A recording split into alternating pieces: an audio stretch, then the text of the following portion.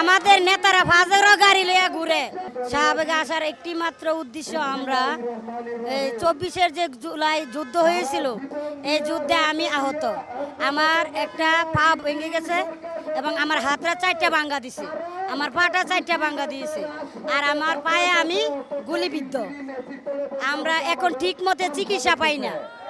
আর আমাদের নেতারা ফাজারও গাড়ি লইয়া ঘুরে, আমাদের কোনো খবর নাই। আর তখন ওদের ফাজারও গাড়ি কোথায় ছিল আমি এটা বলতে চাই। আর আমাদের এখানে উদ্দেশ্য আসার একমাত্র উদ্দেশ্য যে আমরা যে জুলাই সনদ এটা রাষ্ট্রীয়ভাবে উপস্থাপনা করতে হবে। আর জুলাই ঘোষণাপত্র এই সংবিধানের মধ্যে উপস্থাপন করতে হবে। যদি উপস্থাপন না করে, রাষ্ট্রীয়ভাবে যদি উপস্থাপন না করে, ঘোষণা না দেয়, তাহলে আমরা যদি এখানে 1 মাসও থাকতে হয় আমরা থাকবো ইনশাল্লাহ। আমরা এই রাজপথ ছাড়বো না, আমরা রাজপথ ছাড়বো না।